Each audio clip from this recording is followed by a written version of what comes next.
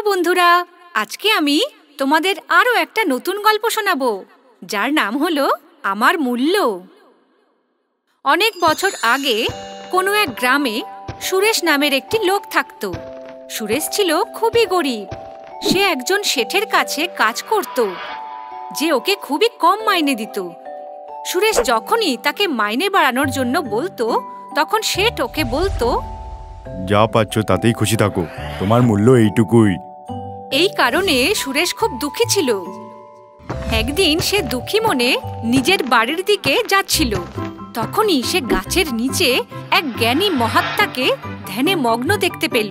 সুরেশ চুপচাপ সেই মহাত্মার কাছে গেল আর হাত জোড় করে তার সামনে বসে গেল। মহাত্মা যখন ওর উপস্থিতি টের পেলেন, তখন তিনি চোখ খুললেন আর ওকে প্রশ্ন করলেন, হে যুবক, তুমি কে আর এখানে কি করে এলে? হে মহাত্মা, আমার নাম সুরেশ। আমি আপনার কাছে কিছু জানতে চাই। বলো সুরেশ, তুমি কি জানতে চাও? মহাত্মা, আমি আপনার কাছে আমার মূল্য কি জানতে চাই, যে এই জগতে আমার মূল্য কতখানি। সুরেশের কথা শুনে মহাত্মা হাসতে থাকেন।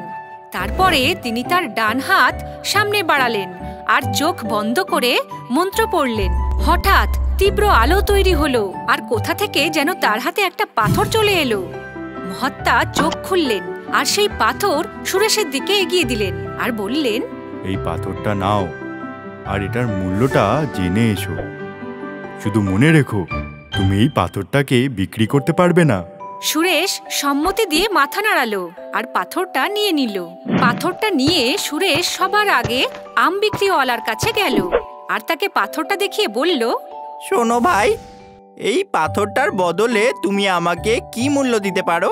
আম বিক্রিওয়ালা পাথরটাকে এদিক ওদিক সব দিক ঘুরিয়ে ঘুরিয়ে দেখলো আর বলল, আমি তোমাকে এটার বদলে 10খানা আম দিতে পারি। সুরেশ সব ভেবেচিন্তে সম্মতিতে মাথা নাড়ালো আর তার থেকে পাথর নিয়ে সামনে এগিয়ে গেল। কিছুটা এগিয়ে সে একজন আলুওয়ালাকে দেখতে পেল। সে আলুওয়ালাকে সেই পাথর দেখিয়ে প্রশ্ন করলো, তুমি আমাকে এই পাথরের কি মূল্য দিতে পারো বলো? আমি তোমাকে এটার বদলে 2 কিলো আলু তো দিয়েই দেব। এই শুনে সুরেশ একটু অবাকই হলো আর পাথর নিয়ে এগিয়ে যেতে থাকলো। আরো কিছুটা যেতেই সে দেখতে পেল সোনা বিক্রি করার একটা দোকান। সে সোনার দোকানে গেল আর সে যখনই পাথরটা স্বর্ণকারের দিকে বাড়ালো, স্বর্ণকার অবাক হয়ে গেল। সে চটজলদি সোনাটা নিজের হাতে নিল আর সুরেশকে প্রশ্ন করলো, তুমি এই পাথরটা কোথা থেকে পেলে? এটা আমাকে একটা মহাত্মা দিয়েছেন। আপনি আমাকে এটার কি মূল্য দিতে পারেন? আমি তোমাকে এটার জন্য 50 লাখ দিতে পারি। সুরেশ এই শুনে তো ভীষণই অবাক হয়ে গেল আর ভাবতে থাকলো, কোথায় আমওয়ালা এটার জন্য 10টা আম আর আলুওয়ালা মাত্র 2 কেজি আলু দিচ্ছিল, সেখানেই স্বর্ণকার এটার জন্য 50 লাখ দিতেও রাজি। কি ভাবতে শুরু করলে? 50 লাখ কি তোমার জন্য কম লাগছে? আমি তোমাকে এটার জন্য 70 লাখও দিতে পারি।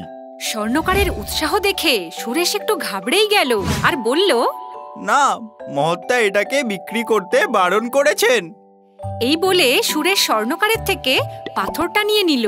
কিন্তু স্বর্ণকার যে কোনো মূল্যে পাথরটা চাইছিল, তাই সে তাড়াতাড়ি বলল, যদি তুমি চাও তাহলে আমি তোমাকে এটার জন্য 1 কোটিও দিতে রাজি। কিন্তু সুরেশ শুনল না আর সেখান থেকে চলে গেল।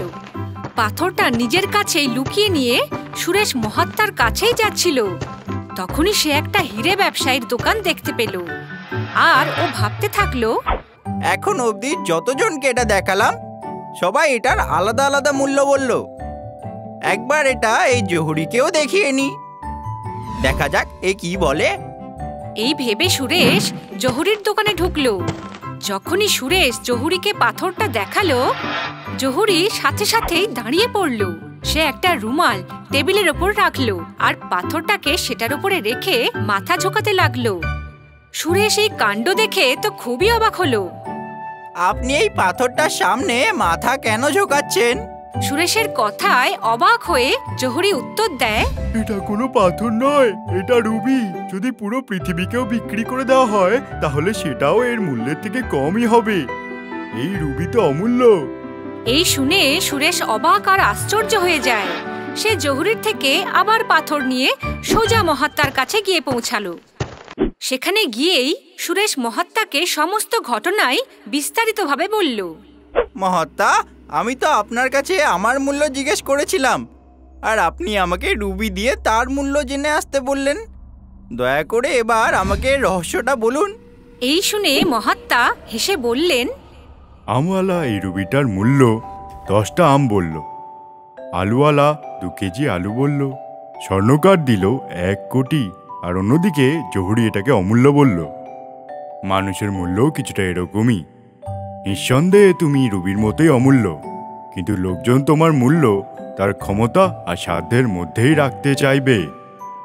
এই জন্য কখনো কারোর কাছে নিজের মূল্য জানতে চেও না, আর যদি কেউ তোমাকে এসে বলে তাতে পাত্তাও দিও না।